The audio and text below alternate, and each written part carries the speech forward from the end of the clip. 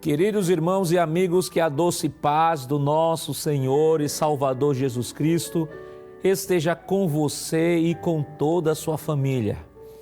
Que bom estarmos juntos mais uma manhã na nossa escola bíblica dominical, nosso culto matinal de todos os domingos.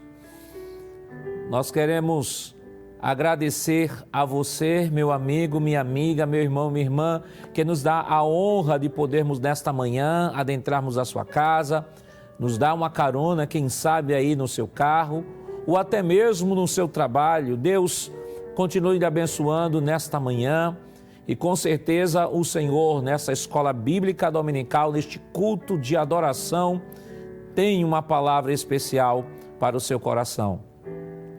Nós queremos enviar uma saudação, a todo o corpo discente da Escola Bíblica Dominical, todos os nossos pequenininhos, desde o maternal até a infanto-juvenil, 15 a 17 anos, aos jovens da Escola Dominical, aos adultos, aos nossos irmãos do PROAT.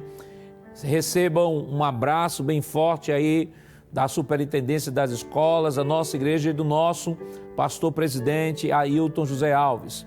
Estamos iniciando neste domingo mais um trimestre que com certeza será um trimestre de grandes bênçãos da parte de Deus. Se você foi abençoado no trimestre passado, pode ter certeza que o Senhor estará lhe abençoando ainda mais, você estará crescendo e se edificando através da palavra do Senhor. Neste momento vamos curvar nossas cabeças e orar em nome de Jesus. Pai, em nome de Jesus, nós queremos te render graças, Senhor, porque de um modo tão maravilhoso nós fomos formados.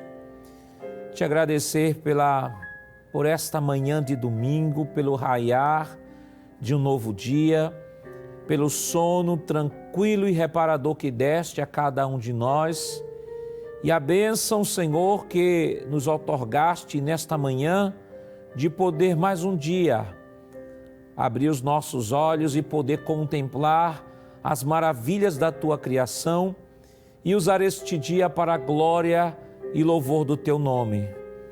Queremos pedir uma bênção toda especial, Senhor, em favor do nosso pastor-presidente, pastor Ailton José Alves. Continue abençoando o Teu filho, dando graça, força, vigor, saúde, firmeza. Ajuda, Senhor, a todas as direções de EBDs, corpo docente e discente, que neste domingo pela manhã estarão experimentando, Senhor, vivenciando cada conteúdo, cada ensinamento, Senhor. Inspira a cada professor, abre a mente de cada aluno para que possam aprender e apreender tudo quanto será ensinado. Continua conosco, em nome de Jesus nós te pedimos hoje para todo sempre. Amém. Bem, queridos irmãos, vamos neste momento adorar ao Senhor com os cânticos congregacionais. Vamos convidar o evangelista irmão Josadark Aquino para entoar os cânticos nesta manhã. E fique aí conosco, adore ao Senhor, com certeza Deus há de falar o seu coração através da palavra e dos hinos que serão ministrados nesta manhã. Saúde a todos com a paz do nosso Senhor Jesus Cristo. Vamos adorar a Deus, conforme nos orienta nosso pastor Nádio Jackson. Vamos começar com o hino 141, que está na nossa lição de hoje, Guia-me sempre, meu Senhor.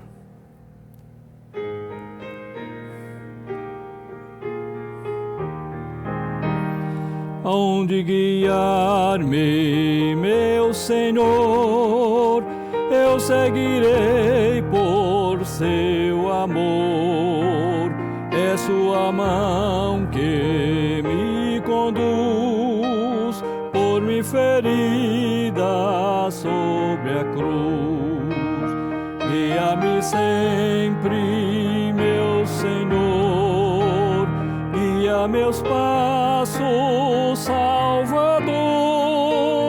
Tu me compraste sobre a cruz, rege-me em tudo, meu Jesus. acho prazer em te seguir, descanso e paz me faz sentir.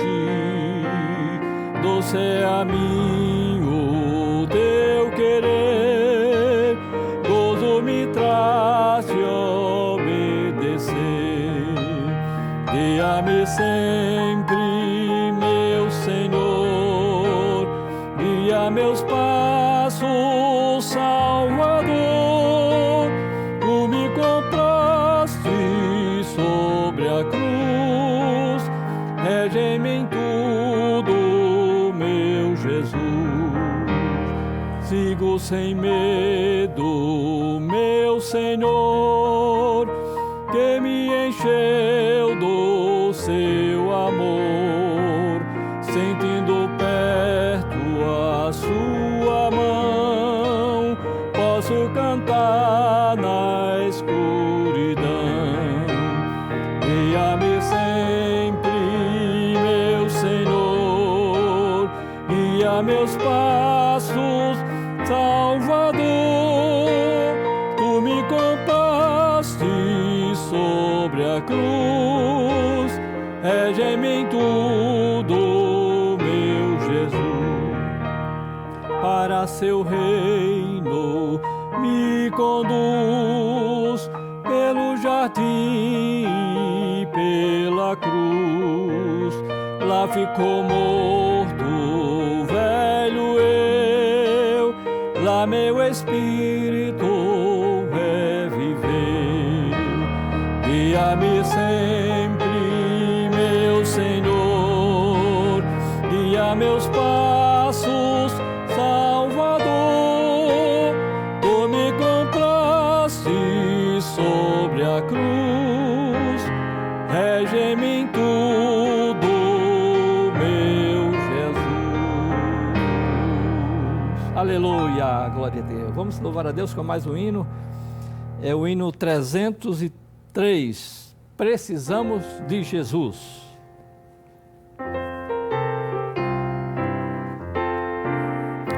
Quando o sol brilhar em qualquer lugar, tu precisas de Jesus. Quando escurecer, tudo fenecer, tu precisas de Jesus. Eu preciso de Jesus, tu precisas de Jesus. Pecador, vem para a luz que resplandeceu na cruz, tu precisas de Jesus. Para obter perdão, plena salvação, tu precisas de Jesus. Para caminhar firme sem errar, tu precisas de Jesus. Eu preciso de Jesus, tu precisas de Jesus. Pecador, vem para a luz que resplandeceu na cruz, tu precisas de Jesus. Mesmo havendo paz, calma muito veraz, tu precisas de Jesus. Na perseguição, na tribulação, tu precisas de Jesus. Eu preciso de Jesus, tu precisas de Jesus. Pecador, vem para a luz que resplandeceu na cruz, tu precisas de Jesus. Quando a morte entrar em teu próprio lar, tu precisas de Jesus. Ante o tribunal, decisão final, tu precisas de Jesus. Eu preciso de Jesus, tu precisas de Jesus. Pecador, vem para a luz que resplandeceu na cruz. Tu precisas de Jesus. Aleluia. Glória a Deus. A paz do Senhor Jesus. Que bom estarmos na presença do Senhor nosso Deus para adorá-lo, engrandecer o seu santo e precioso nome e estarmos na escola bíblica dominical para aprender um pouco mais da palavra do Senhor. Conforme a orientação do nosso superintendente, o pastor Nadir Jackson, queremos fazer menção que hoje está se iniciando mais um novo trimestre. Estamos a estudar, com a graça de Deus, o terceiro trimestre de 2021, com o seguinte tema geral: o plano de Deus para Israel em meio à infidelidade da nação, as correções e os ensinamentos divinos no período dos reis de Israel. A partir de hoje, portanto, estaremos aprendendo preciosas lições partindo desses dois livros do Antigo Testamento, primeiro e segundo livro dos reis. E a lição de hoje, a lição inicial deste trimestre, a lição de número 1, tem o seguinte tema: a ascensão de Salomão e a construção do templo. Estaremos iniciando partindo desta perspectiva. A lição de número 1 vai estar tratando sobre a ascensão de Salomão e a construção do templo. O texto áureo da nossa lição traz a referência do que está registrado no primeiro livro dos Reis, capítulo 8, versículo de número 11, que assim nos diz: e não podiam ter-se em pé os sacerdotes para ministrar, por causa da nuvem, porque a glória do Senhor enchera a casa do Senhor. A verdade prática da lição de hoje diz que o pedido de sabedoria feito por Salomão a Deus aponta para a maturidade espiritual que Deus deseja para seus filhos. Observe, portanto, já partindo da verdade prática, o quanto preciosa será essa lição. O objetivo geral da lição é tratar ou expor a necessidade de permanecer em comunhão com Deus. Esse é o objetivo geral. Já os objetivos específicos, são 3 e estão interrelacionados aos tópicos desta lição. Primeiro, objetivo específico é evidenciar as virtudes de Salomão. Segundo, destacar o comportamento orgulhoso de Salomão no fim de sua vida.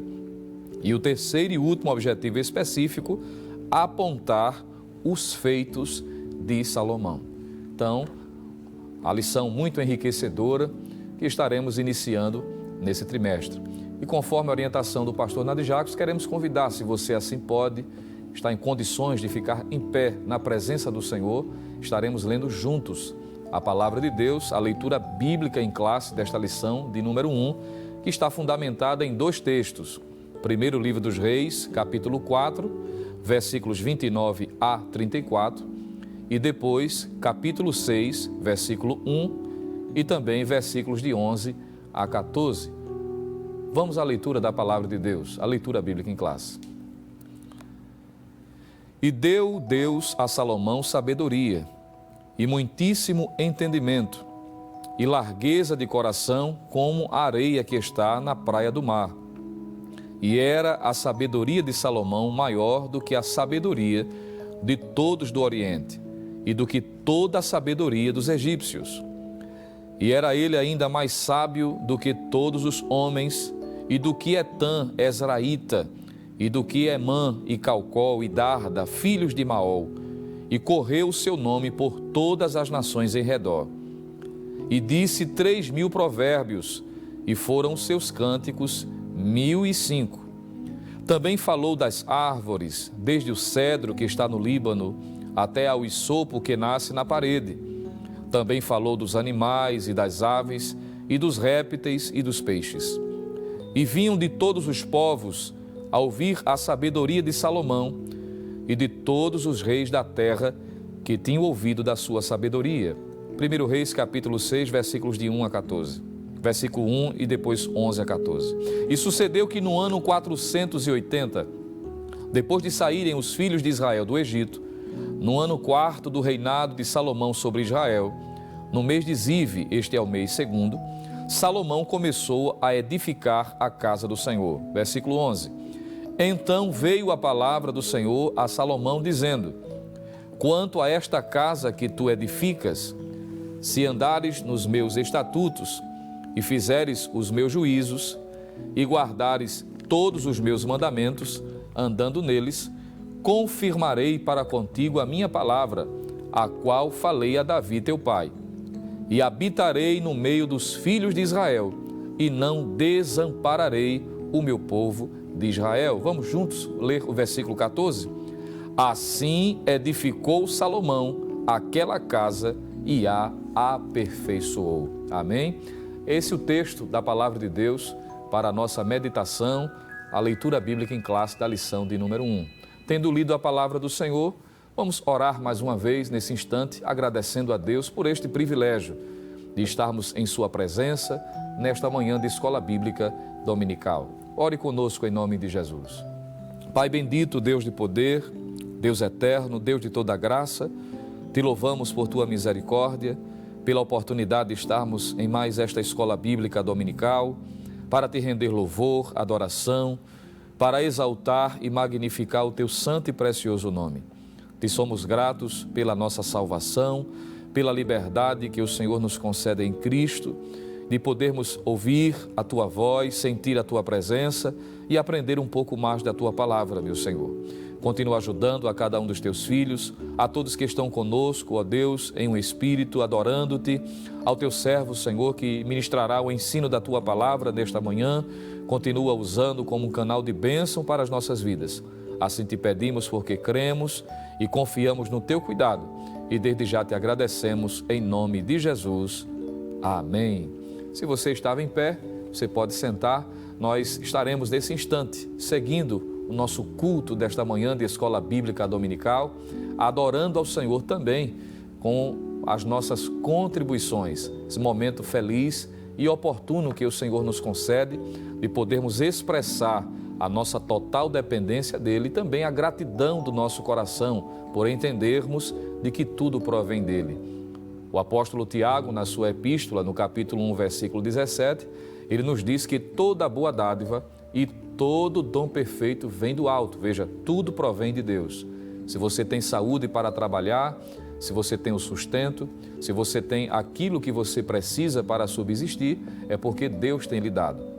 E, em virtude disso, nós servimos, não é, ao Senhor também com as nossas contribuições. É esse princípio que fica evidente tanto no Antigo como também no Novo Testamento. E entre tantas passagens que nós poderíamos aqui mencionar, há uma em especial que eu particularmente gosto muito e queria compartilhar, lembrar o que está escrito no Evangelho de Lucas, capítulo 8, versículo 2 e também versículo de número 3, onde nos mostra o texto sagrado de que havia já no ministério do Senhor Jesus pessoas que guardavam e conservavam esse princípio da contribuição, servindo ao Senhor com as suas fazendas. Nós encontramos o evangelista Lucas assim dizendo: e também algumas mulheres que haviam sido curadas de espíritos malignos e de enfermidades. Maria, chamada Madalena, da qual saíram 7 demônios. Versículo 3 ainda nos diz: e Joana, mulher de Cusa, procurador de Herodes, e Susana e muitas outras que o serviam com as suas fazendas. Que coisa maravilhosa! E é isso que nós faremos neste momento com a graça de Deus. E para facilitar, você que está na comodidade do seu lar, você que não está podendo ainda estar no templo, mas desejoso estar também de contribuir, aproveitando esta oportunidade que você está em família, talvez no seu trabalho ou alguma outra atividade, você pode estar nesse instante cooperando, servindo ao Senhor também com as suas contribuições. Para facilitar, está aparecendo aí na sua tela esse código que é bastante conhecido, que é o QR Code, que você pode estar aproximando a câmera do seu celular e automaticamente você será direcionado para uma plataforma para facilitar a sua contribuição. Se você assim desejar, você pode estar acessando diretamente o site oficial da nossa igreja, www.iadpeplay.org.br, além de ter acesso a toda a grade de programação da nossa igreja, a Assembleia de Deus aqui em Pernambuco. Você pode estar acessando. Você também tem, não é, nesse site, nesta plataforma, a opção Quero Contribuir. Ao clicar, você será direcionado a uma página onde você vai estar assinalando a natureza da sua contribuição. Se é dízimo, se é oferta, se é para o trabalho missionário realizado por esta igreja, espalhado por vários continentes, para o projeto social, se é um pagamento de um voto que você fez, foi contemplado e está com o coração desejoso de estar cumprindo aquilo que disse diante do Senhor, você pode estar assim também fazendo, ou outra natureza de contribuição. Uma vez sendo feito isso, você tem à sua disposição algumas ferramentas, o PayPal, PagSeguro e também via as contas bancárias para fazer o seu depósito, sua transferência, se você assim quiser fazer, tanto pela Caixa Econômica, também o Bradesco, como também o Banco do Brasil, lembrando que sempre o beneficiário é a Igreja Evangélica Assembleia de Deus em Pernambuco. Você pode confirmar o CNPJ e você tem também à sua disposição essa ferramenta, não é, atual, muito prática, que muitos estão utilizando, que é o Pix, e tem o passo a passo que você pode estar tirando print nesse instante ou uma foto do seu televisor para estar seguindo, lembrando que a chave de ativação, não é, para fazer a confirmação da sua transferência é exatamente o CNPJ da igreja, 10.632.404, 1000 ao contrário, dígito 51. Você confirma e faz a sua contribuição com alegria, porque é assim que a palavra de Deus assim nos diz. Dessa forma, vamos mais uma vez estar orando e convidamos você nesse momento para estarmos orando juntos, com fé, com fervor. Talvez você está desejoso e dizendo em seu coração, eu gostaria muito de contribuir, mas estou desempregado, estou passando por dificuldades. Vamos estar incluindo você nesta oração e crendo que Deus é poderoso para abrir as portas. Temos visto várias pessoas estarem testificando que em meio a esse período de pandemia, não é? E algo curioso, e mostra sobretudo a grandiosidade do Deus a que servimos. Apesar de tantas dificuldades que já temos enfrentado, mas o Senhor tem aberto portas e isso pode acontecer também com você. Você crê? Então curve sua cabeça juntamente comigo. Vamos orar juntos nesse instante, apresentando os nossos irmãos autônomos, comerciantes, para que Deus continue em Cristo abençoando ricamente. Oremos. Pai bendito, Deus da glória, mais uma vez, Senhor, estamos diante da Tua presença, subindo ao trono da graça através desta oração. Primeiramente agradecendo pelo Teu cuidado, porque somos, ó Deus, alvo da Tua misericórdia, da Tua providência diária e Te louvamos por isto. Agradecendo por fazermos parte de uma igreja séria, comprometida com a Tua palavra, cujo pastor, Senhor, tem sido um canal, um instrumento também na área administrativa e temos visto o trabalho crescer, a Tua igreja expandindo, o trabalho de evangelismo, o trabalho social, continua abençoando cada vez mais. Queremos Te apresentar os Teus filhos que com prazer e alegria vão estar cooperando, aqueles que são comerciantes, autônomos, continua abençoando cada vez mais. Aos Teus filhos que estão desempregados, meu Senhor, continua dando vitória. Tu és poderoso para abrir portas de emprego. Tu sabes que os currículos foram entregues, os Teus filhos têm feito a sua parte, mas precisamos, ó Deus, de uma intervenção da Tua parte. Estenda as Tuas mãos sobre eles e faz um milagre acontecer. Tudo isso nós Te pedimos, em nome e para a glória do Teu Filho Jesus, e já Te agradecemos. Amém. Glória a Deus. Meus irmãos, o pastor Nadir Jacques convida mais uma vez o evangelista Josadark Aquino para estar louvando ao Senhor e vamos adorar seguindo nosso culto nesta manhã. Meus amados irmãos, vamos louvar a Deus com o hino 432, bem conhecido, consagrado ao Senhor.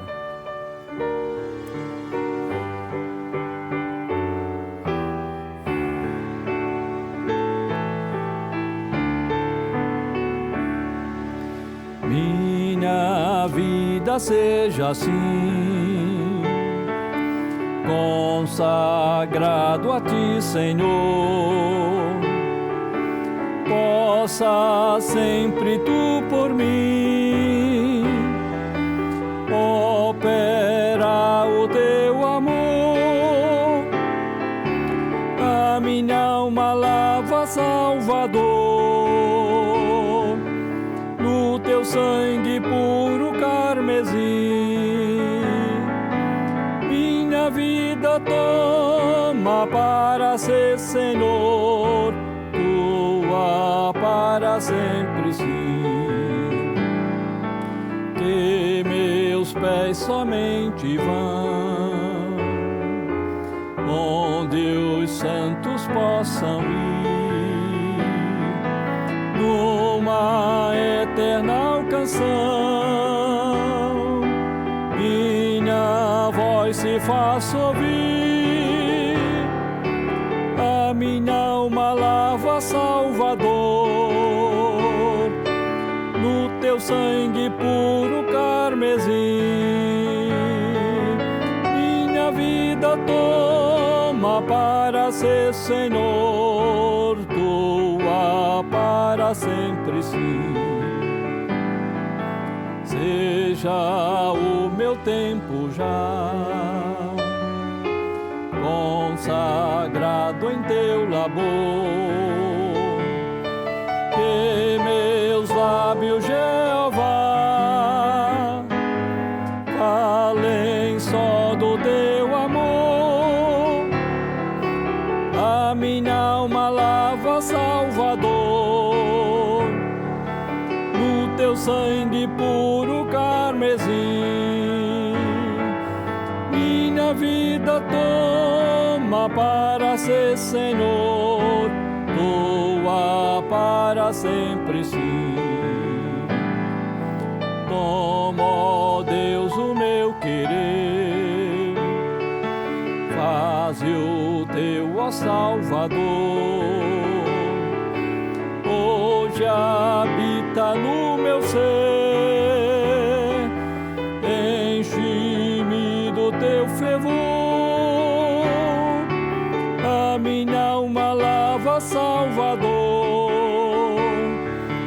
no teu sangue puro carmesim. Minha vida toma para ser, Senhor, tua para sempre sim. Ó, recebe-me, Senhor, quando venho me prostrar a teus pés, ó Salvador, hoje vem me consagrar, a minha alma lava, Salvador, no teu sangue puro carmesim. Minha vida toma para ser, Senhor, tua para sempre sim. Aleluia.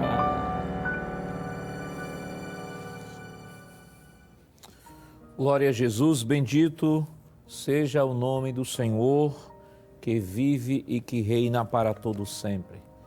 Queridos irmãos, estamos, como já anunciamos, iniciando mais um trimestre especial, nosso terceiro trimestre. Estaremos estudando o tema geral da nossa lição, o plano de Deus para Israel em meio à infidelidade da nação. O subtítulo da lição é As correções e os ensinamentos divinos no período dos reis de Israel. A nossa lição de hoje, a lição de número 1, tem como título A Ascensão de Salomão e a Construção do Templo. Texto áureo, primeiro livro dos reis de Israel, capítulo 8, versículo 11, que diz: E não podiam ter-se em pé os sacerdotes para ministrar, por causa da nuvem, porque a glória do Senhor enchera a casa do Senhor. Verdade e prática nos diz que o pedido de Salomão feito, o pedido de sabedoria feito por Salomão a Deus, aponta para a maturidade espiritual que Deus deseja para os seus filhos. Queridos irmãos, estamos iniciando mais um trimestre. Em especial, a lição desse trimestre estará fundamentada nos dois livros, no livro de primeiro e segundo livro dos reis. São todos os eventos que estão sendo trabalhados nesta lição, estão dentro destes dois livros. E claro, não só nestes livros, porque Nós temos, por exemplo, o livro das Crônicas, primeiro livro das Crônicas e segundo livro das Crônicas. Também nós temos uma reprodução do que ocorre aqui no primeiro livro e segundo livro dos Reis. Então, é um tema que nós não estaremos só trabalhando o livro do primeiro e segundo livro dos Reis, embora o autor tenha baseado e se fundamentado exclusivamente neste livro, né? Os eventos que aqui ocorrem nesses dois livros são reproduzidos também lá no livro das Crônicas e também no livro de 2 Samuel. Nós temos um período histórico que esta lição compreende muito grande, né? Nós temos mais ou menos, segundo alguns autores, desde o ano 910 a.C. ao ano 560 a.C. Então, mais de 400 anos de história, mais de 400 anos de eventos, né, que esta lição ela vai abarcar. Claro que ela não trabalhará todos os reis, né, que nós temos aqui, estamos nesta lição em especial no finalzinho da monarquia, Salomão como o último rei da monarquia, e depois o reino se divide, mas isso nós estaremos estudando ao longo desse trimestre. E tanto no chamado Reino do Norte como no Reino do Sul nós temos 19 reis.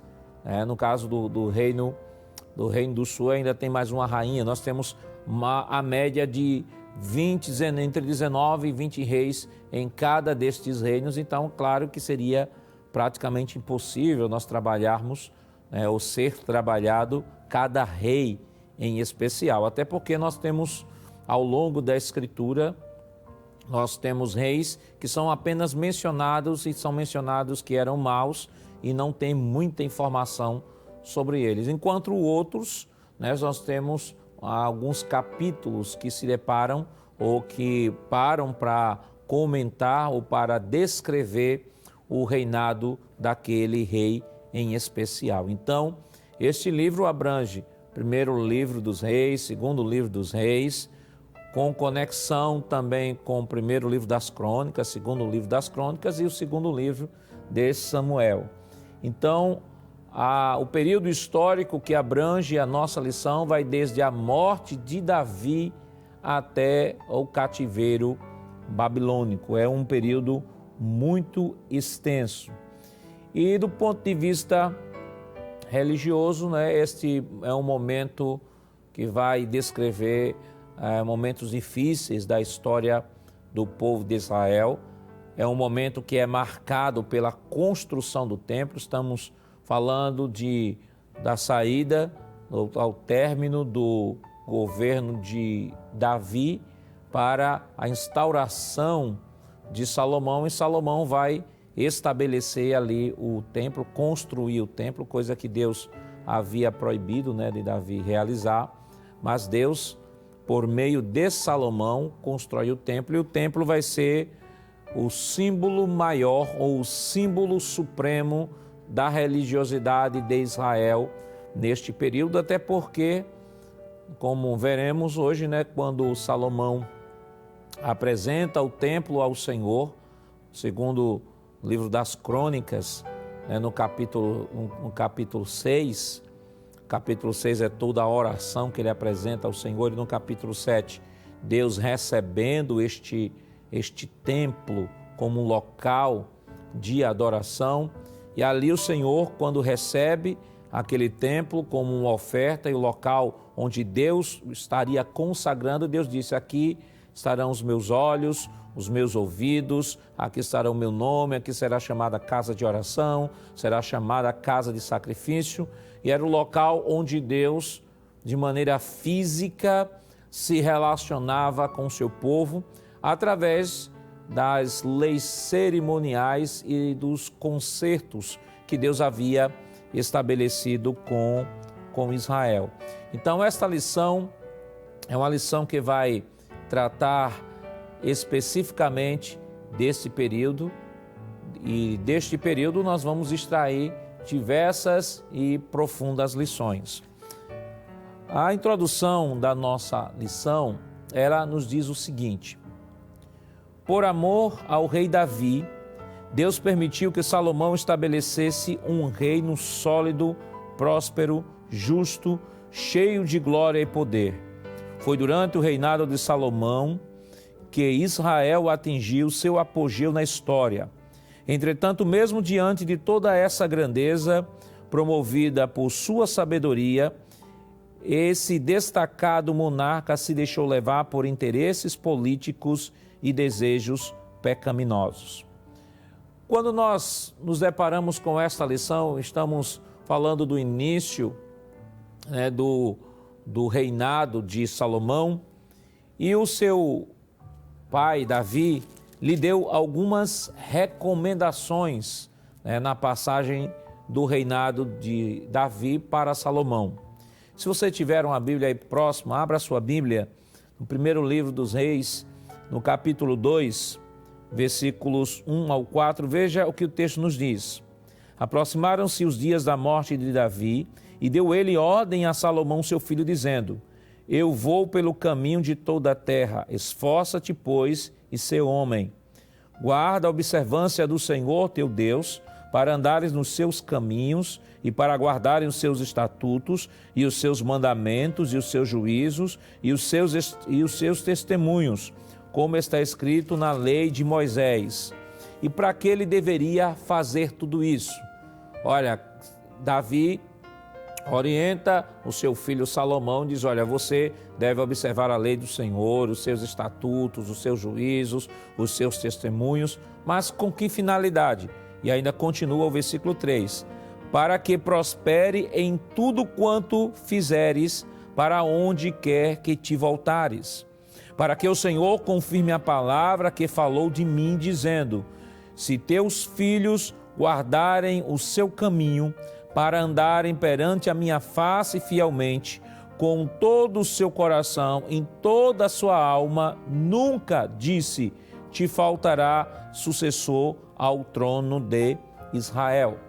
Então, havia uma promessa de Deus para Davi. Salomão estava experimentando, usufruindo desta promessa que Deus havia feito a Davi. E na nossa vida cristã, às vezes acontece desta mesma forma. Quantas vezes nós somos apenas os receptores de uma promessa que Deus fez aos nossos pais, que Deus fez à nossa mãe, Deus fez aos nossos avós. O caso de Davi é uma representação clara de uma situação como essa. Salomão estava experimentando de todas as promessas que Deus havia feito ao seu pai Davi. E aliás, quando nos deparamos com a Escritura, nós temos não só Davi nesta condição, até o próprio Moisés, ele reconhece isso. Ele reconhece que ele não era o agente direto, aquele que Deus havia direcionado diretamente a promessa, mas ele era apenas um receptor, ele estava apenas desfrutando de uma promessa que Deus havia feito lá atrás. Observe, se você puder abrir a sua Bíblia no livro de Êxodo, no capítulo 32, livro de Êxodo, no capítulo 32, veja o que é a situação que se depara Moisés, e como ele reage diante daquilo que Deus havia colocado diante dele. Êxodo capítulo 32, versículo 9, diz o seguinte: disse mais o Senhor a Moisés: tenho visto a este povo, e eis que é um povo obstinado. Agora, pois, deixa-me que o meu furor se acenda contra eles e os consuma, e eu farei de ti uma grande nação. O que é que Deus está propondo a Moisés? Deus está propondo a Moisés: Moisés, este povo é de dura cerviz, este povo não é um povo obediente. Então, Moisés, deixa que eu acenda a minha ira contra este povo e destrua este povo, e eu comece agora um novo projeto a partir de ti, Moisés. Eu vou agora, a partir de ti, construir um novo povo. Em outras palavras, ampliando o texto, sem cometer nenhuma heresia, É como Deus estivesse dizendo a Moisés: Moisés, olha, eu fiz a promessa a Abraão, mas eu estou vendo que este povo é obstinado, esse povo tem uma cerviz dura, tem um coração duro, então a partir deste momento, Moisés, eu vou destruir este povo, eu vou consumir e criar um novo povo a partir da tua semente. Mas veja o que Moisés responde ao Senhor. Versículo 11, porém Moisés suplicou ao Senhor, seu Deus, e disse: ó Senhor, por que se acende o teu furor contra o teu povo, que tu tiraste da terra do Egito com grande força e com forte mão? Porque o que hão de falar os egípcios, dizendo: para mal os tirou para matá-lo nos montes e para destruí-los da face da terra? Torna-te da ira do teu furor e arrepende-te deste mal contra o teu povo. Lembra-te de Abraão, de Isaque e de Israel, teus servos, os quais por ti mesmo tens jurado e lhes disseste: multiplicarei a vossa semente como as estrelas dos céus, e vos darei a vossa semente toda esta terra, de que tem dito, para que a possuam por herança eternamente. Observem a humildade de Moisés. Moisés poderia dizer: sim, Senhor, vamos fazer agora a partir da minha semente. Mas Moisés parou e disse: não, Senhor, não faças isto.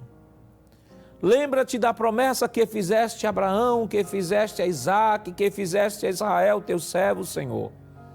Eu sou apenas neste processo do desenvolvimento da tua revelação na história humana, eu sou apenas um beneficiário de uma promessa que tu fizeste ao teu amigo Abraão. Moisés tinha esta consciência de que era apenas um receptor, um beneficiário de uma promessa maior que Deus havia feito a Abraão. E quantas vezes, queridos irmãos, nós colhemos frutos de uma promessa que Deus não fez exatamente a nós, fez aos nossos pais, fez aos nossos avós, fez a algum dos nossos familiares. Salomão é um grande exemplo disso. Deus havia dito a Davi: eu vou abençoar a tua casa, o rei que há de vir virá do teu trono. E Deus orientou ao próprio Davi a estabelecer Salomão como aquele que haveria de reinar sobre Israel. Continuando agora no primeiro tópico, a sabedoria de Salomão. No subtópico 1 diz: a virtude de Salomão. Antes mesmo de receber a sabedoria como um dom divino, Salomão já apresentava alguns traços dessa virtude, pois ao ser inquirido por Deus quanto a qualquer pedido que quisesse lhe fazer, primeiro livro dos Reis 3:5, o grande rei escolhera a sabedoria de que se depreende o quanto já era sábio. Ora, se fosse ganancioso, pediria dinheiro; se fosse orgulhoso, pediria glória; se fosse vaidoso, pediria muitos dias de vida; se fosse vingativo, pediria a morte dos inimigos. Mas de que adiantaria todas estas coisas se lhe faltasse a sabedoria? Salomão teve um elevado senso de prioridade ao pedir a Deus a coisa certa. Observe, queridos irmãos, o texto nos apresenta um momento ímpar da vida de Salomão, onde Deus pergunta a Salomão o que é que ele queria, e o que ele quisesse, Deus certamente lhe daria. Salomão, diante do Senhor, expressa o mais íntimo da sua humildade, da sua sinceridade, de sua piedade. Ele pede ao Senhor porque sabia a responsabilidade que estaria sobre os seus ombros na administração daquele grande povo. E a única ferramenta capaz de lhe ajudar em todo aquele processo não seria outra coisa senão sabedoria. Ele pede a Deus sabedoria, e o texto diz que ele pede a Deus sabedoria para sair e entrar no meio do povo. É claro que a expressão sair e entrar no meio do povo é uma expressão idiomática que quer dizer: Senhor, eu quero que tu me dês sabedoria para eu saber transitar no meio do teu povo. Ele sabia que o desafio era muito grande. Ele sabia que a responsabilidade de governar sobre Israel e, sobretudo, dando continuidade ao trono de Davi, aí é que a sua responsabilidade ainda mais se multiplicava. Principalmente em reconhecer de que Deus havia negado de seu pai o direito de construir o templo. Embora esse desejo tivesse sido oriundo da sua alma, tivesse sido oriundo do seu coração, um desejo maravilhoso de construir para o Senhor um templo onde ele pudesse habitar e onde Israel pudesse oferecer sacrifício, mas Deus acaba lhe negando esta grande oportunidade. Se você puder abrir a sua Bíblia, no primeiro livro das Crônicas, no capítulo 17, primeiro livro das Crônicas, no capítulo 17, veja o que é que o texto nos diz, versículo 1 em diante. Sucedeu, pois, que, morando Davi já em sua casa, disse Davi ao profeta Natã: eis que moro em casa de cedros, mas a arca do concerto está debaixo de cortinas. Então Natã disse a Davi: tudo quanto tens no teu coração faze-o, porque Deus é contigo.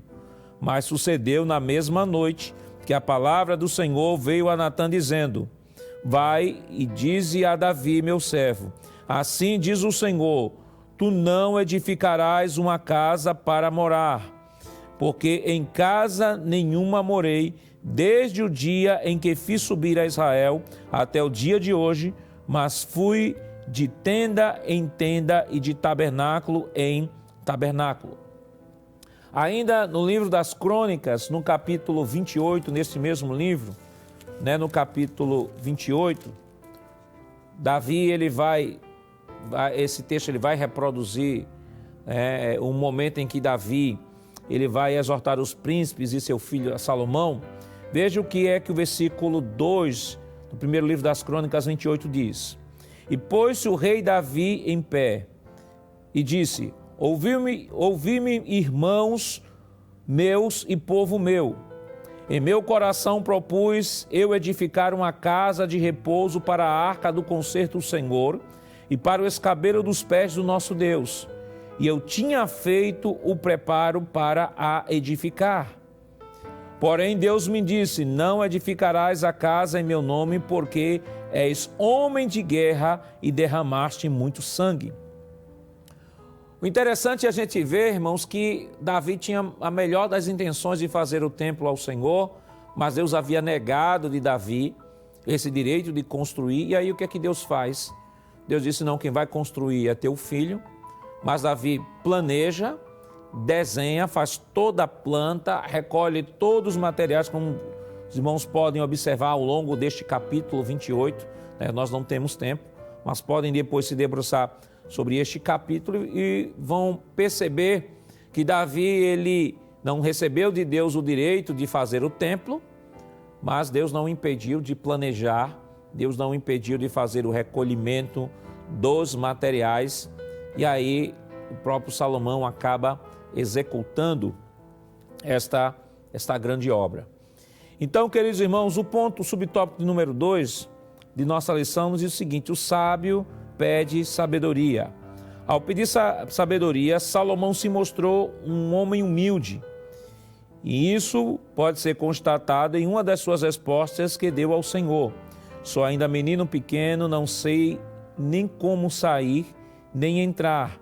Significa que ele tinha plena consciência da grandeza de sua tarefa, não permitindo que a imponência do seu reinado lhe conduzisse à prepotência. Ao contrário, demonstrou profundo autoconhecimento que é peculiar a toda pessoa sábia.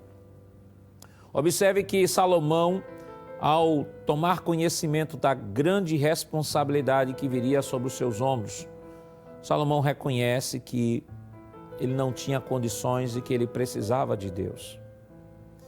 E é importante, isso é essencial na vida de cada um de nós.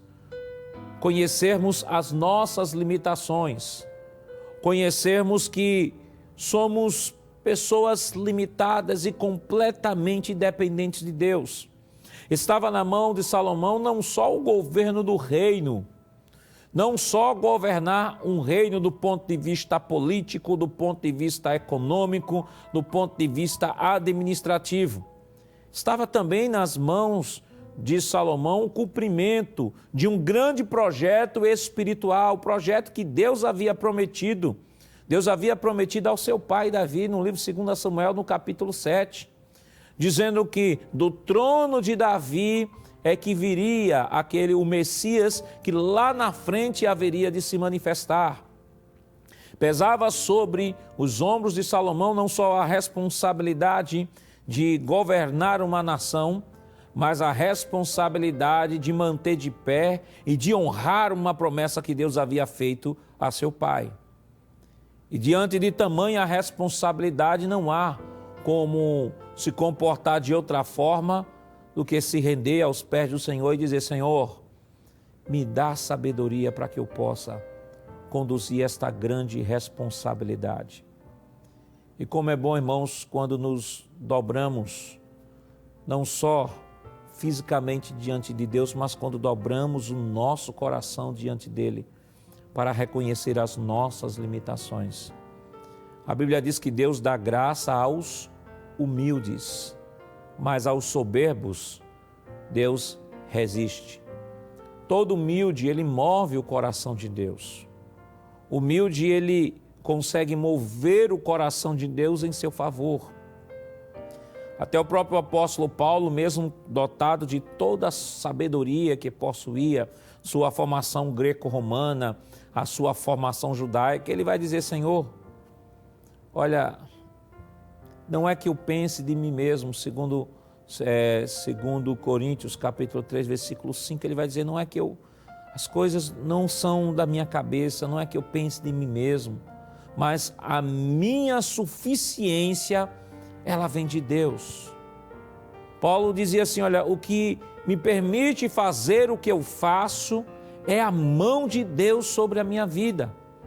Saímos de uma lição onde foi explorado sobre os dons espirituais, e uma verdade que foi uma verdade perene em todas as lições, é que o dom sempre é uma dádiva divina, não é meritória, é algo sobrenatural, é uma ação do Espírito de Deus sobre aquele a quem Ele chamou, para a vocação que Ele vocacionou e para aquilo que Ele tem designado a realizar. Porque é um trabalho estritamente espiritual, somos dependentes dEle, precisamos dEle. Precisamos da sua graça, precisamos do seu favor, precisamos da sua orientação. Porque, queridos irmãos, por mais simples que seja a atividade na igreja, sempre será uma atividade espiritual. E como atividade espiritual, o desafio sempre será enorme, porque nós não temos como realizar com ferramentas materiais. Só temos como realizar com ferramentas espirituais, dadas por Deus, disponibilizadas por Deus, onde também não só recebemos as ferramentas, mas recebemos também a qualificação para realizar o serviço. No subtópico de número 3, ainda do primeiro ponto, diz o seguinte: a sabedoria na prática de vida. Tiago descreve em sua epístola que existe uma falsa sabedoria que se evidencia pela inveja e sentimentos facciosos. Essa sabedoria não vem de Deus, mas é terrena, animal e diabólica. Tiago, capítulo 3, versículo 15. Se você puder abrir a sua Bíblia, neste momento, vamos ler. Tiago, capítulo 3. Tiago, capítulo 3, versículo 15. Veja o que é que o apóstolo Tiago, ele tem a nos falar sobre a sabedoria. Capítulo 3, versículo 15, ele diz o seguinte, versículo 14, diz o seguinte: mas se tende amarga inveja e sentimentos facciosos em vosso coração, não vos glorieis nem mintais contra a verdade. Essa não é a sabedoria que vem do alto, mas é terrena, animal e diabólica. Porque onde há inveja e espírito faccioso, aí há perturbação e toda obra perversa. Mas a sabedoria que vem do alto é primeiramente pura, depois pacífica, moderada, tratável, cheia de misericórdia e de bons frutos, sem parcialidade, sem hipocrisia. Ora, o fruto da justiça semeia-se na paz, para que os que exercitam a paz. Observe, Tiago deixa claro que há duas naturezas de sabedoria. Existe a sabedoria, aqui claro, dentro do contexto que ele está tratando, existe a sabedoria que vem do alto, a sabedoria divina, e existe a sabedoria que ele classifica aqui como sabedoria terrena, animal e diabólica. Algumas pessoas, às vezes, quando se deparam com esse texto, elas procuram relacionar todo o conhecimento versado no mundo da ciência como esta sabedoria humana, terrena, diabólica e animal. Claro que não. Tiago não está falando aqui dos conhecimentos válidos que são trabalhados pelas demais ciências. Tiago não está invalidando aqui o conhecimento das ciências exatas, o conhecimento da medicina, o conhecimento da física, da química. Não é esse tipo de conhecimento, de sabedoria que Tiago ele está tratando aqui. Tiago está tratando justamente de uma sabedoria em que ela motiva, em que ela suscita este tipo de comportamento que ele descreve no versículo anterior, que é o sentimento faccioso, que é o sentimento de inveja, de briga, de contenda. É um conteúdo completamente que na sua origem, ele é um conteúdo em sua origem, já vem contaminado, já vem com problemas em que esse tipo de sabedoria, ele se confronta contra tudo e todo o conhecimento de Deus.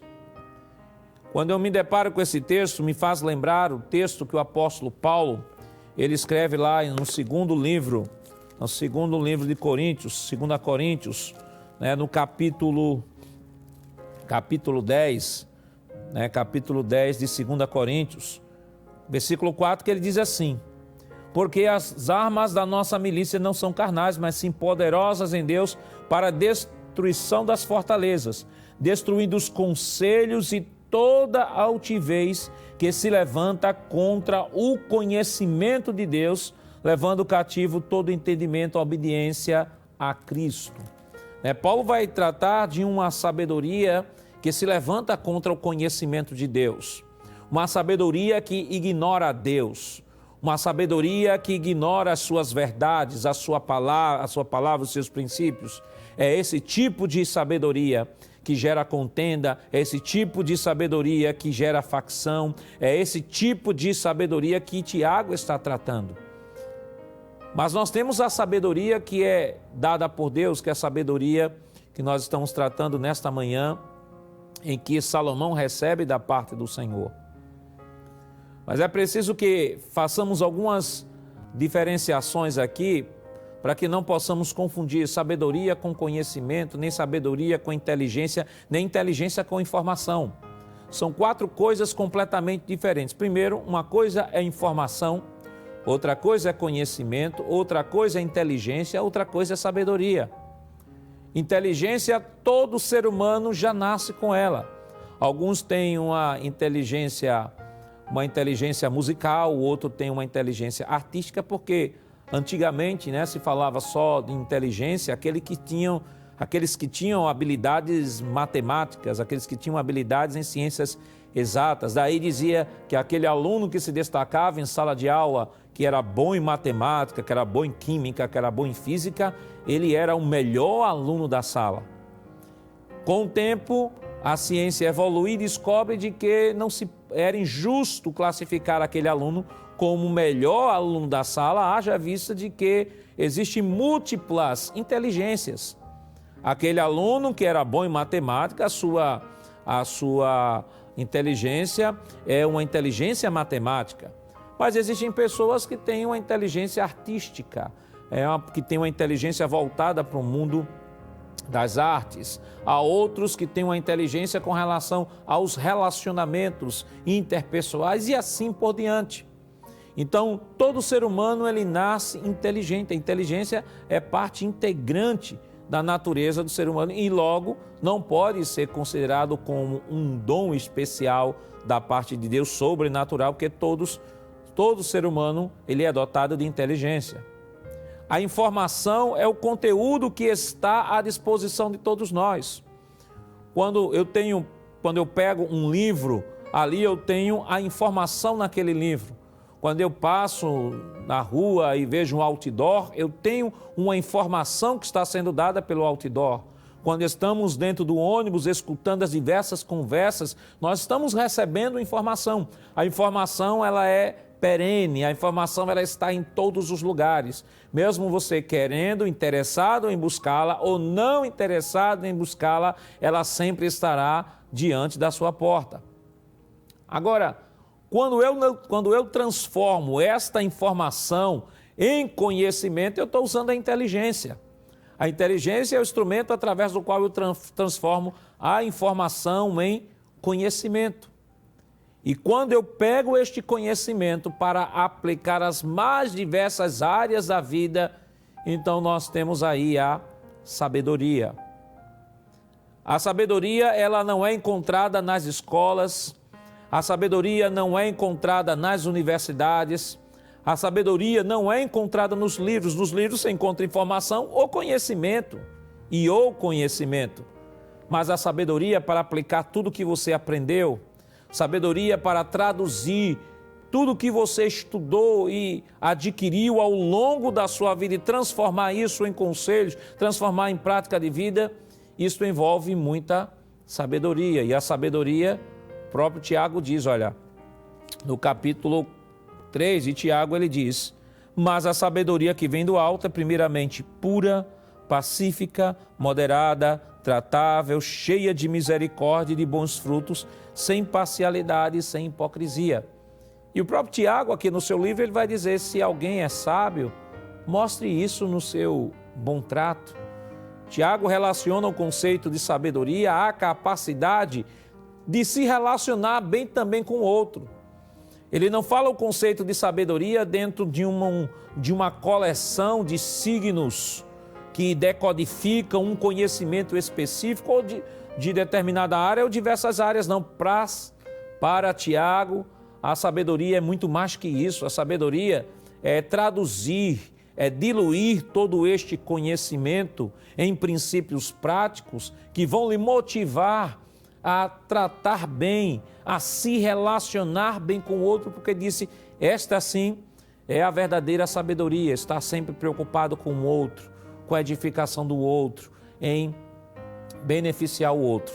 Salomão recebe a sabedoria de Deus, o próprio texto da nossa leitura bíblica em classe, no versículo 30, do capítulo 4, primeiro livro dos Reis, diz, e era a sabedoria de Salomão maior do que a sabedoria de todos do Oriente e de toda a sabedoria dos egípcios. Ou seja, a sabedoria de Salomão foi algo tão especial que Deus deu a Salomão, que Deus disse, olha, depois de ti, antes de ti não vai haver outro. A sabedoria que você vai receber é algo pontual, é algo destacável, e que aí é importante, já pelas definições que nós trouxemos aqui de informação, conhecimento e inteligência, é importante destacar que essa sabedoria em nada tem a ver com conhecimento acadêmico, com conhecimento das mais diversas áreas, porque há pessoas que dizem assim, olha, Salomão foi sábio, então eu posso comparar Salomão com Albert Einstein, então Salomão era mais sábio que Albert Einstein, era mais sábio que Isaac Newton, era mais sábio que Louis Pasteur, era mais sábio que todos esses cientistas. Não, são réguas diferentes. O conhecimento que veio a Louis Pasteur, conhecimento que veio a Isaac Newton, conhecimento que veio a Albert Einstein, e nada tem a ver com essa sabedoria que Deus deu a Salomão. É preciso que nós façamos esta separação. O que eu acho interessante, bonito na Escritura, irmãos, é que Salomão recebe esta sabedoria e o texto nos diz ainda, versículo 33, o primeiro livro dos Reis, capítulo 4, diz assim, versículo 32, diz assim: e disse 3.000 provérbios e foram seus cânticos 1.005. A sabedoria que Deus deu a Salomão ressaltou a sua habilidade artística, e aí falamos de inteligência artística. Salomão era um poeta, não sei se o era já antes de receber esta sabedoria, mas o texto destaca que depois que ele recebe esta sabedoria, ele escreve 3.000 provérbios e os seus cânticos eram 1.005. E o mais bonito de tudo isso é que, acrescentando-se a isso, nós temos o versículo 33, diz assim: também falou das árvores, desde o cedro que está no Líbano até o isopo que nasce na parede. Também falou de animais, das aves, dos répteis e dos peixes. O que o escritor está dizendo é que Salomão também tinha habilidades e conhecimentos na área, tanto na área da botânica, quanto na área da zoologia. Veja que parte desse conhecimento ele acaba utilizando até dentro do próprio livro de Provérbios. Você pode ver depois aí Provérbios capítulo 6, versículos 6 a 8, onde ele vai falar da formiga e vai trazer uma comparação, né, do modus operandi da formiga e comparar, né, fazer esta comparação àquele indivíduo que não quer fazer nada, que aí de qual que ele classifica como o preguiçoso, e aí aquela frase que todo mundo conhece: vai ter com a formiga, ó preguiçoso. Então ele pega coisas relacionadas ao mundo da botânica, ao mundo da fauna, né, para fazer esta comparação e extrair lições para a vida espiritual. Nós temos também, por exemplo, Provérbios, capítulo 26, esse eu gostaria de ler, Provérbios 26, versículos 2 e 3, veja o que é que Salomão, ele nos traz. 26, 2 e 3, ele diz: como um pássaro no seu vaguear e como a andorinha no seu voo, assim a maldição sem causa não virá. É aquele texto, né, que maldição sem causa não tem efeito. Ele ainda fala no versículo de número 11: como o cão que torna ao seu vômito, assim é o tolo que reitera a sua estutícia. Ainda capítulo 28, versículos 1, ele diz: fogem os ímpios sem que ninguém os persiga, mas qualquer justo estará confiando como o filho do leão. Confiado com o filho do leão. Ele usa da fauna, exemplo da fauna. Nós temos o versículo também 15. Ele diz: como o leão bramidor e o urso faminto, assim é o ímpio que domina sobre um povo pobre. Observe, irmãos, ele não só compõe poesias, não só compõe provérbios, ele tem esta habilidade artística, ele contemplava e gostava de contemplar a natureza, a beleza, a estética, a arte. Salomão, pode-se dizer assim, dentro do conceito que nós trabalhamos aqui, que ele tinha uma inteligência artística e que isso é destacado ainda mais quando Deus lhe dá esta sabedoria. É claro que tudo que ele produziu do ponto de vista literário, intelectual, a gente não pode acreditar que sejam todos diluídos dentro dos livros que ele escreveu.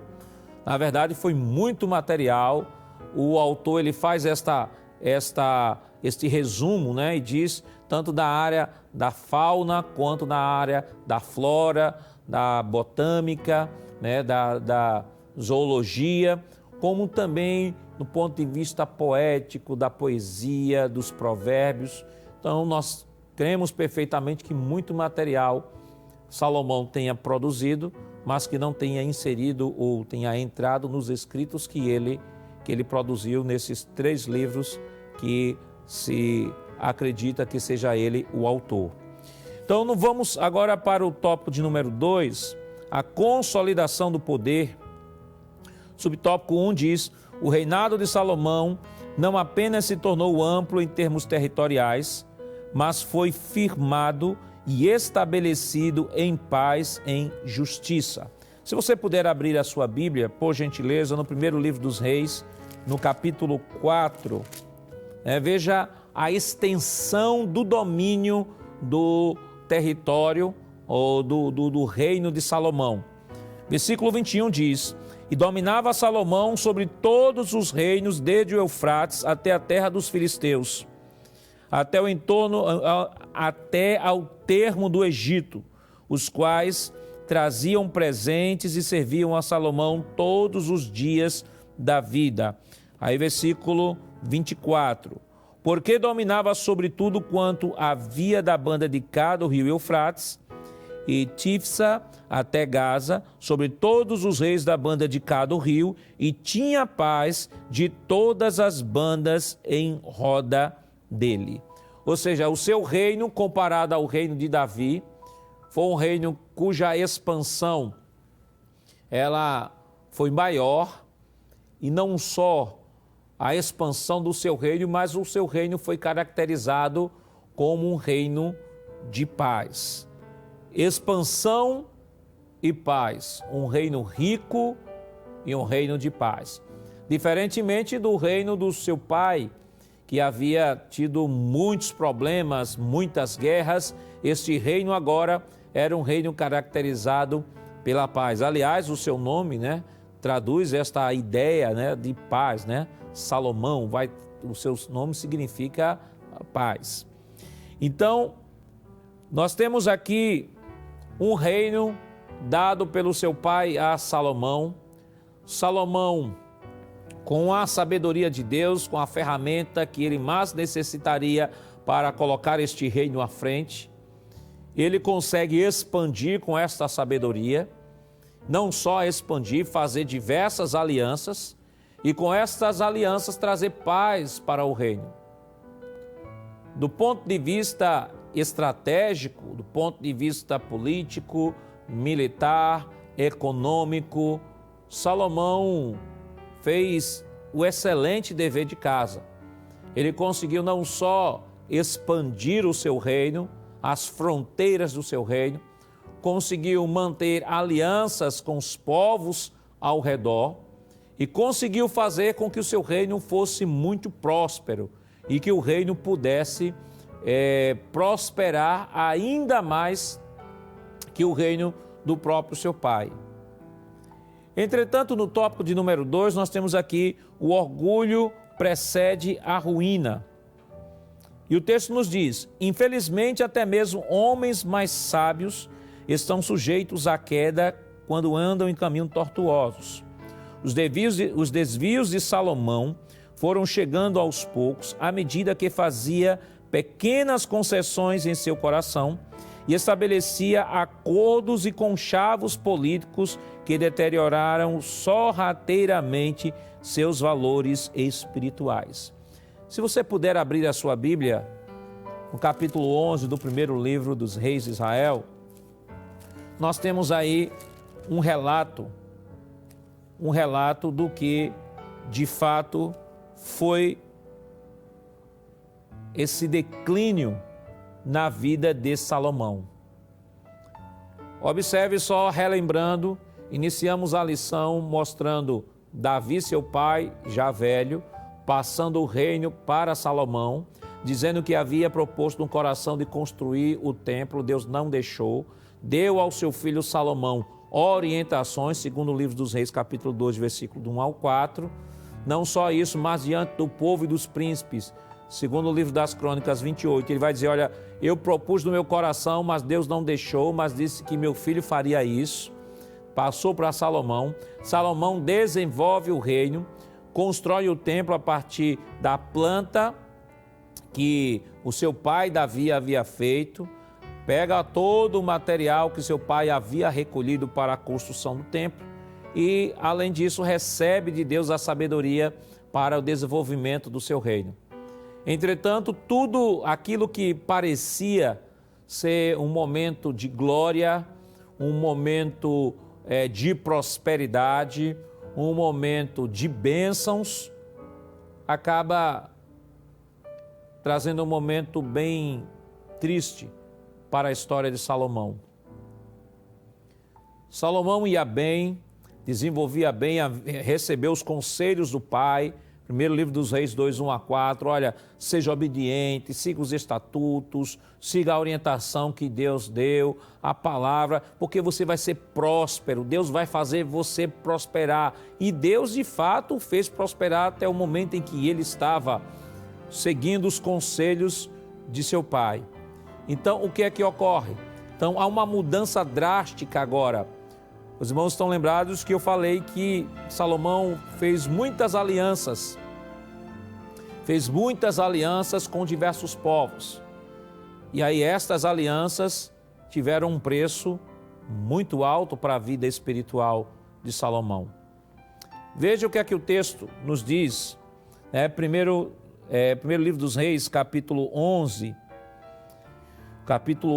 versículo 2 em diante, diz assim: das nações de que o Senhor tinha dito aos filhos de Israel, não entrareis a elas, e elas não entrarão a vós, de maneira alguma perverterão vosso coração para seguires os seus deuses. A estas se uniu Salomão com amor.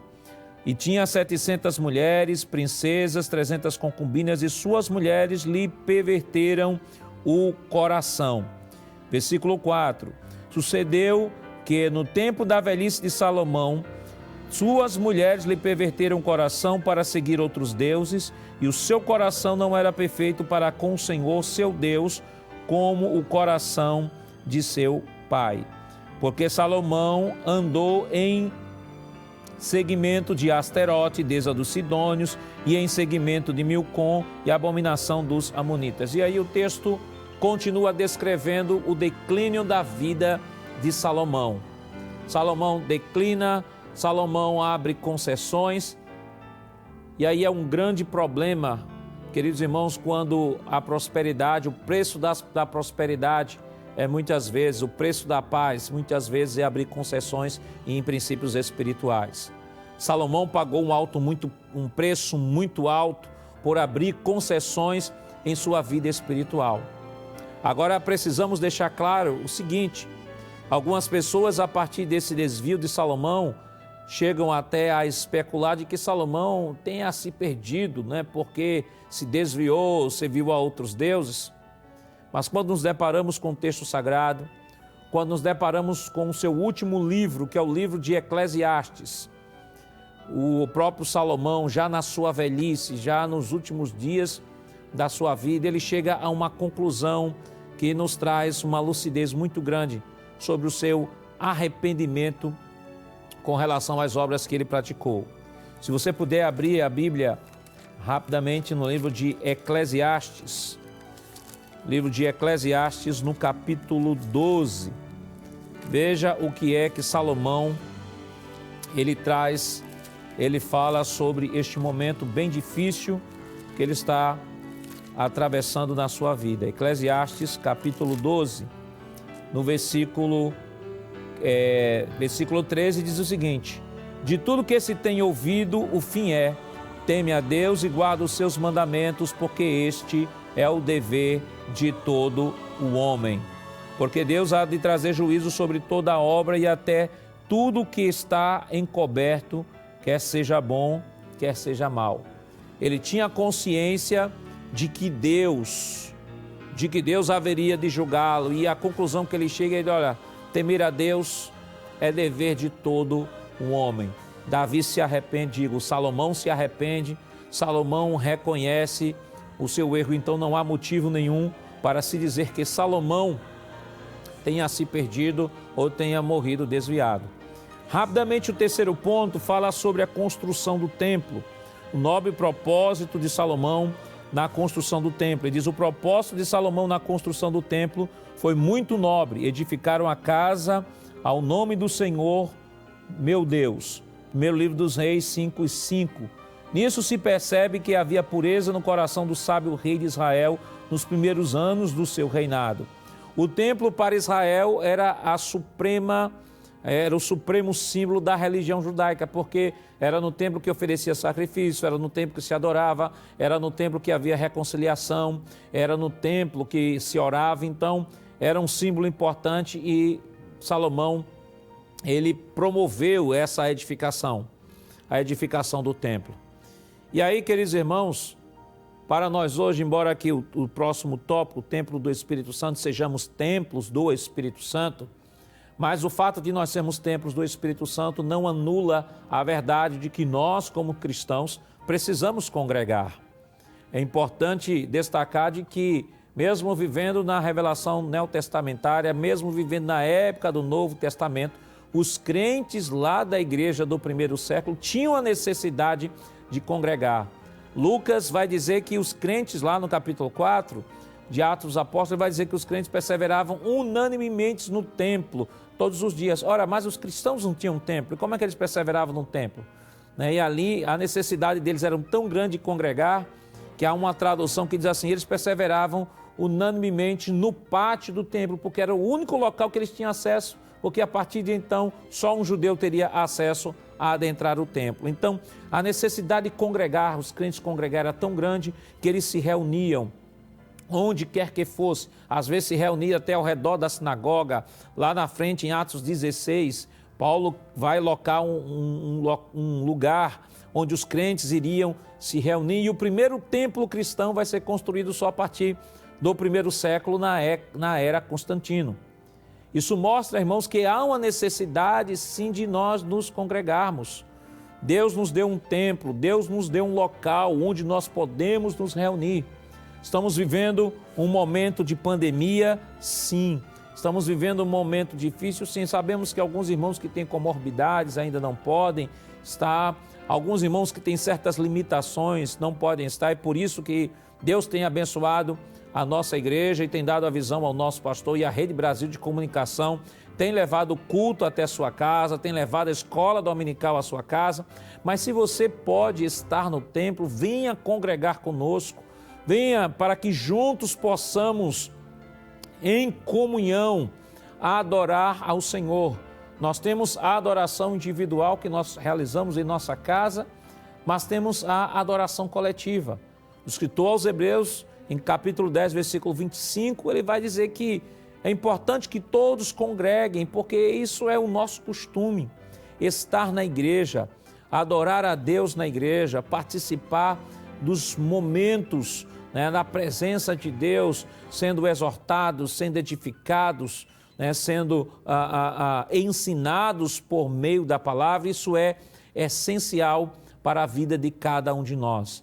Então, aproveite esta lição para enfatizar aos seus irmãos, à sua família, ao seu amigo, a necessidade de estar congregando na igreja. Por fim, a conclusão da nossa lição diz o seguinte: nunca houve na terra um homem com tanta sabedoria como Salomão, e que se soubesse empregá-la com justiça e correção durante anos do seu reinado. Este grande rei de Israel, em seu governo, proporcionou ao povo de Deus um longo período de paz, harmonia e prosperidade. Ele usou sua sabedoria tanto para consolidar seu poder, quanto para construir um majestoso templo para a morada e culto a Deus.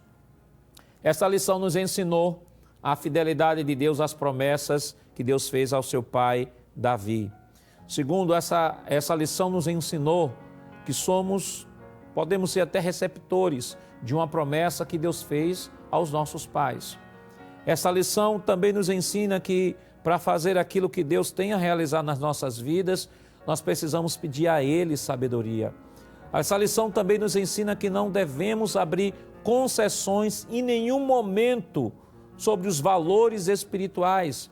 Os valores espirituais, valores morais são inegociáveis para que não caiamos no mesmo problema que Salomão e depois, na velhice, venhamos a nos arrepender e depois de termos usado a nossa juventude, fora da vontade de Deus, chegar a poder dizer aos jovens assim, olha, lembra-te do teu Criador no dia da tua mocidade. Salomão disse isso porque não havia usado a sua juventude para a glória de Deus. Essa lição também nos ensina a importância de congregarmos, a importância de valorizarmos o templo, local de adoração, porque o Senhor disse que estaria naquele local.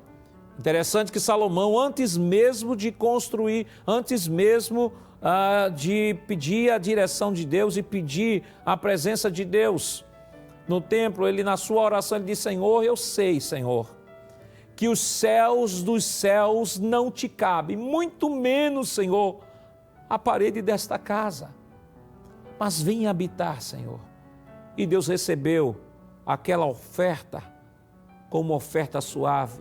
E Deus disse, não só eu vou ouvir a tua oração, Salomão, mas meu nome estará perpetuamente neste lugar. Aqui será casa de sacrifício, casa de oração, meus ouvidos estarão abertos e meus ouvidos atentos. Meus olhos estarão abertos e meus ouvidos atentos à oração deste lugar. Valorizemos, queridos irmãos, a nossa congregação. Se mesmo depois de toda essa pandemia, de repente você desanimou por conta de tanta coisa, que a pandemia trouxe, mas eu quero dizer a você, nós estamos esperando você da igreja local. Venha participar conosco dos nossos cultos e adorar a Deus novamente em comunhão uns com os outros. Amém? Queridos irmãos, nós queremos agradecer a todos que nesta manhã estiveram conosco aqui adorando ao Senhor na beleza de sua santidade. Na próxima semana nós estaremos juntos novamente. Vamos orar ao Senhor e agradecer a Ele por tudo quanto Ele nos concedeu nesta manhã. Se você puder curvar sua cabeça, faça por gentileza. Pai, em nome de Jesus, nós queremos te render graças, Senhor, por esta escola bíblica dominical nesta manhã, pela vida de cada um dos teus filhos que estiveram acompanhando, adorando a Ti, Senhor, através deste canal de comunicação.